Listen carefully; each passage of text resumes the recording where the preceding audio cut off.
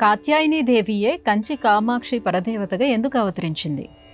కాత్యాయన మహర్షి తన తపోబలంతో కాత్యాయని మాత ఆవిర్భావానికి కారణమైన తరువాత ఆ తల్లి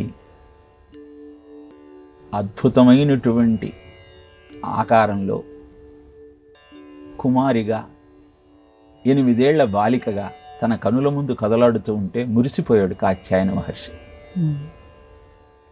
దినదిన ప్రవర్ధమానమవుతున్న ఆ తల్లి యొక్క మాహత్యాన్ని గుర్తించి ఈమెకు సరి అయినటువంటి వరుడిని తీసుకొచ్చే సమర్థత నాకు లేదు, ఎలా ఈ తల్లి వివాహం జరగాలి అని ఆలోచన చేసి యోగదండాన్ని,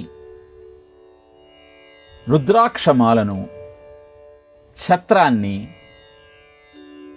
శనగలను, కొన్ని పుస్తకాలను ఆ అమ్మాయికిచ్చి ఇవి ఎక్కడైతే రూపాంతరం చెందుతాయో అక్కడ తపస్సు చెయ్యి అంటూ ఆదేశించాడు. రుద్రాక్షమాడను మెడలో వేసుకుని, పుస్తకాలను చేతపట్టుకొని, యోగదండాన్ని ధరించి, ఛత్రాన్ని చేతపట్టుకొని, శనగలను మూటగట్టుకుని బయలుదేరింది కాత్యాయని మాత. అలా వెళుతూ దక్షిణ ప్రాంతంలోని కాంచీపురానికి చేరిన తరువాత ఆ రుద్రాక్షమాల మారేడు దళాల మాలగా మారిపోయింది, యోగదండము త్రిశూలంగా మారింది, ఛత్రము సర్పాకృతి ధరించి ఆ తల్లికి నీడ పట్టింది, పుస్తకము కామధేనువై కరుణించింది, శనగలు మొలకెత్తాయి. ఇవన్నీ ఇక్కడ రూపాంతరం చెందాయి కనుక ఇక్కడ తపస్సు చేయాలని నిర్ణయించుకుంది. ఆ కాంచీపురంలో సైకతలింగాన్ని చేసుకొని శివుణ్ణి ఆరాధించటం ప్రారంభించింది.